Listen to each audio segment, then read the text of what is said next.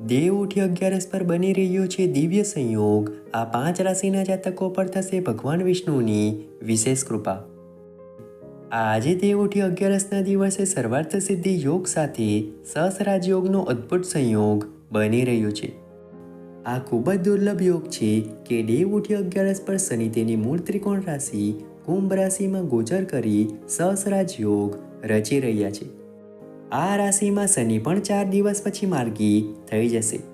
આ શુભ સંયોગમાં ભગવાન વિષ્ણુ ચાતુર્માસની યોગ નિદ્રામાંથી જાગી જશે અને 5 રાશિઓ પર વિશેષ કૃપા વરસાવશે।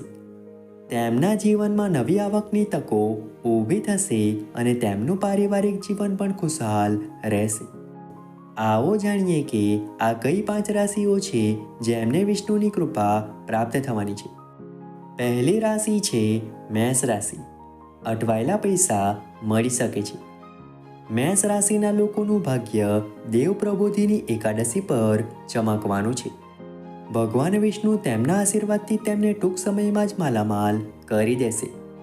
તમે વેપાર ધંધામાં સારી આવક મેળવશો અને તમારી કારકિર્દીમાં પ્રગતિની શુભ તકો છે।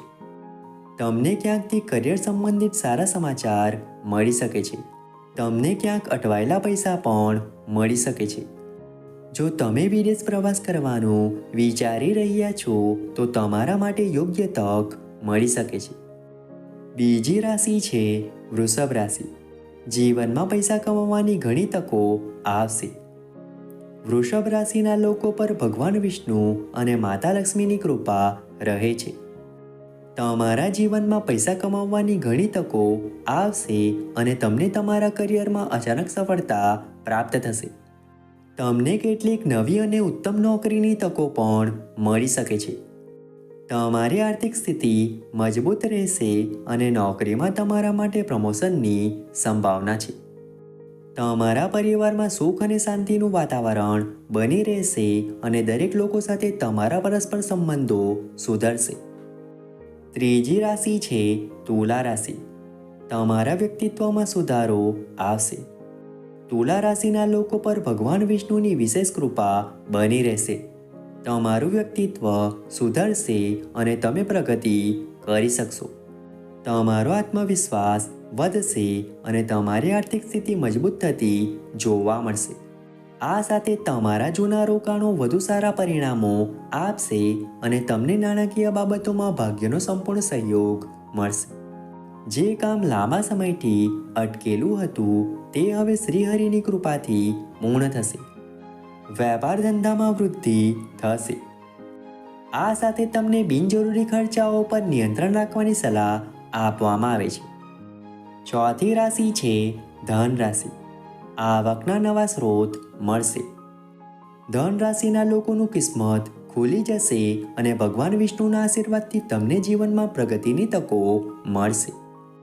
જૂનું દેવું ચૂકવવામાં સફળતા પ્રાપ્ત થશે। તમારા વ્યવસાયમાં રોકાણ વધારવા માટે આ ખૂબ જ સારી તક છે। ભવિષ્યમાં તમને બમણો નફો મળી શકે છે।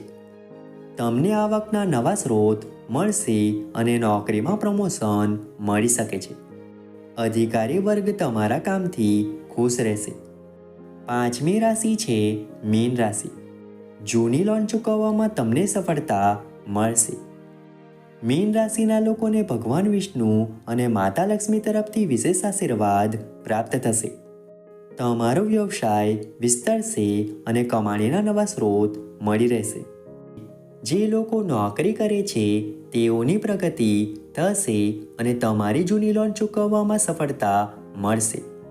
તમારું પારિવારિક જીવન આનંદમય રહેશે અને આવકના નવા સ્ત્રોત મળશે।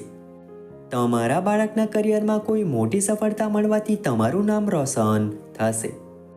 મિત્રો, આશા રાખીએ છીએ કે રાશિફળ તમને ગમ્યું હશે। વિડીયો ગમ્યો હોય તો વિડીયોને લાઈક કરીને ચેનલને સબસ્ક્રાઈબ અથવા ફોલો કરવાનું ભૂલતા નહીં। ચાલો મળીશું નવા વિડીયો સાથે। ત્યાં સુધી જય માતાજી।